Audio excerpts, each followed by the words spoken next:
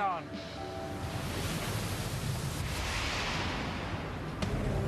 Pete's stabiliser wings help to reduce movement, but with a 4-metre swell, it's still all rock and roll. If you're landing on the water with a big roll, it's just like sitting in the elevator going up and down, going up 3 or 4 stories and back down 3 or 4 stories. At least the pots are coming up full.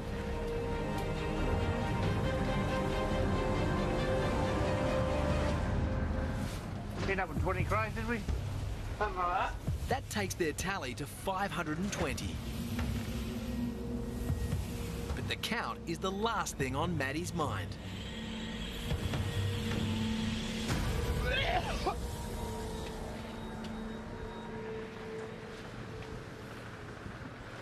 What's wrong with you?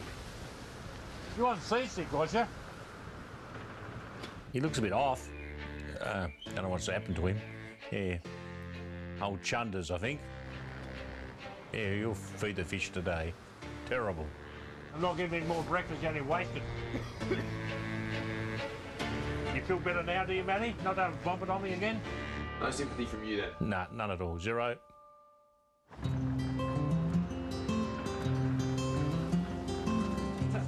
That just made me feel so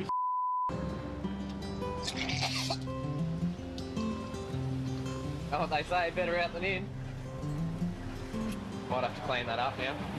Seasickness is an occupational hazard, but there's still a job to get done. If you're sick, bad luck, just work. How do you? Just don't stop. If I'm sick, I don't stop. I don't expect the crew to stop.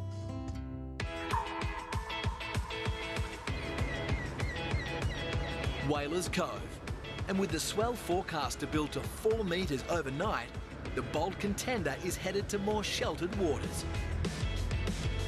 The Anson's Bay is also pulling its last pots for the evening. Glenn Jager's up here pulling his pots. The community of fishermen, we all know each other. Pretty tight group. Like me and Glenn, we talk on the phone each a bit. And now and again we share information. I'll tell him what I'm catching. He tells me what he's catching. Scuzzy, very good fisherman, like out in the deep water, he's unbelievable out in the deep water. He catches a lot of fish, a lot of fish. You get him inshore and he struggles a bit, but... Anson's Bay, Bold Contender. Yeah, on this one, Glenn. How you going? Yeah, well, boy, what's happening? Not much, mate. Fair enough. Yeah, we only got 25 because our first 43 pots only had about 8 or so. Oh, That wasn't the number on Squizzy's whiteboard. I never ever tell the truth on the radio. Always. And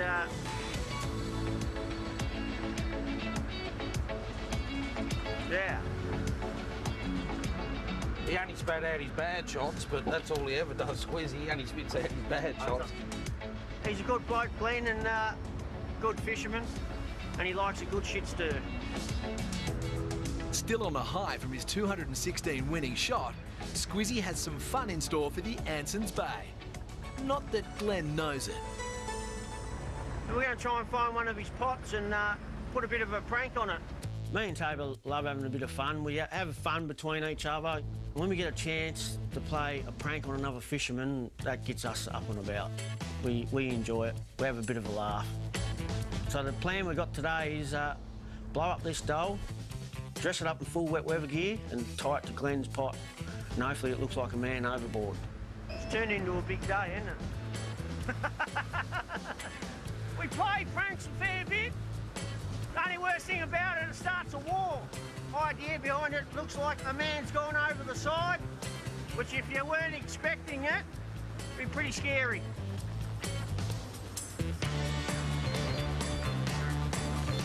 Now all Squizzy has to do is find one of Glenn's pots. Just looking for one of his pots. See a pot, no? And secure the blow-up dummy to the pot rope. Here it is, no?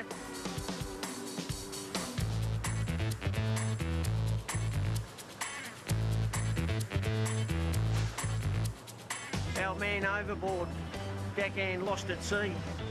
I reckon it's the prettiest deckhand I've ever seen. Hey, no. I reckon from a distance you would look at it and go, geez, that could be someone hanging on to my pot, needs help.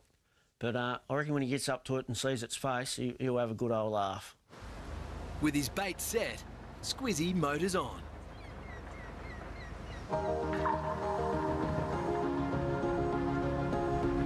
Low rocky point.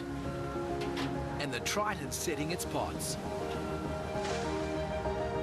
Matty's managing to keep his sickness under control.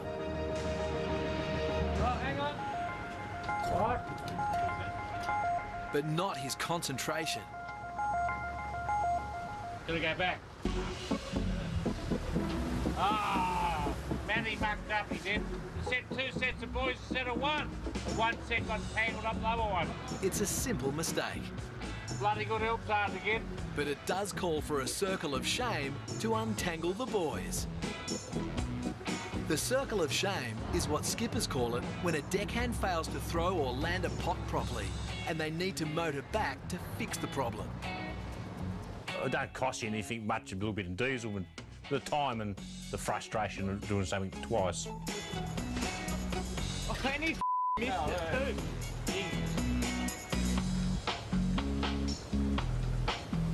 Could have handed it, would have lost it. Pete won't let Matty forget this mistake easily. I like bang for the buck, right? And there's no bang. Come on, pick your game up. Old tangles, Matty tangles. Good help hard to get. Matty doesn't quite see things the same way. Pete up. Didn't have time, there wasn't enough rope. Sun dangling before I threw it. Your fault again. Oh. You don't employ him to bloody, for me to take the blame. You always blame the deckhand, Matty. You always, it doesn't matter what happens, we lose a pot, Matty caused it. I don't pay him money for bloody not take the blame. That's the way it goes. That's the way the big ball bounces. Yeah, he has his times. He can get a little bit hot-headed, but I'm used to it now and doesn't really worry that much. I usually only laugh at him or give him a stir up and rev him up a bit. Doesn't faze me. He lost all his breakfast this morning. That was a waste of good money. Buck up them boys just a minute ago. There's always something happening. He talks his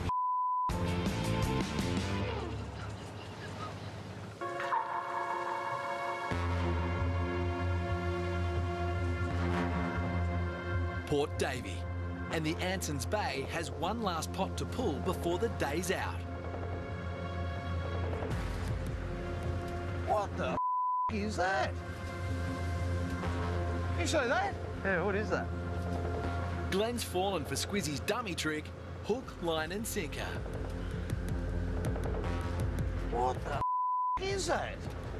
I hope that's not a body. Well, I'm thinking, I hope this ain't a dead body. Like, I'm thinking, I don't want to have to deal with this.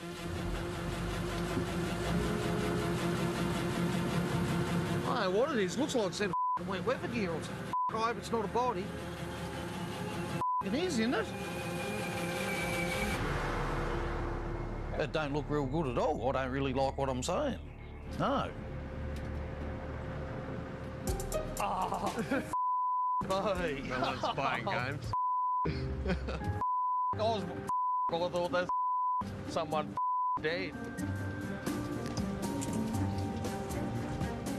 Boy. Bloody oath it's relief. Like, it's, yeah, a huge relief, actually. It's like, thank Christ for that. But that's Squizzy, the bastard. Why's he got to blow up dough on his boat? Oh, me.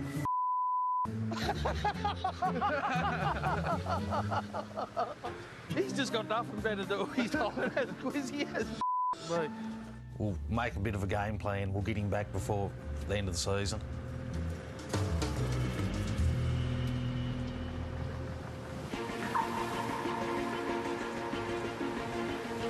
Low rocky point, and the crew of the Triton is pulling the pots they set in close to the rocks.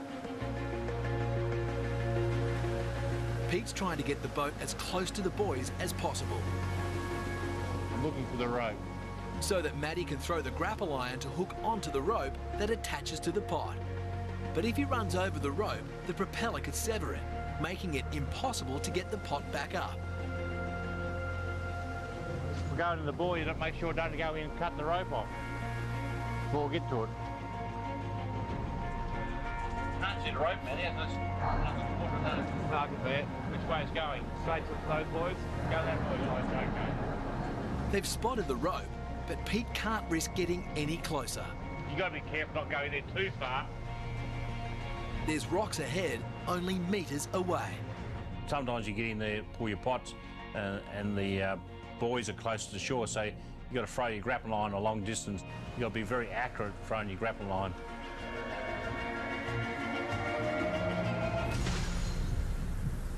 Nailed it. Now Pete must reverse to the safety of deeper water. It could be pretty hard work close to rocks in the fact that you're concentrating all the time, and you got to be thinking all the time.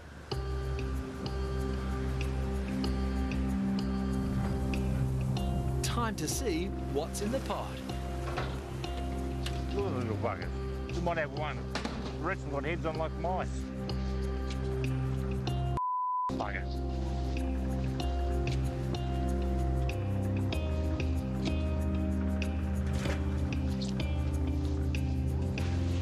Two.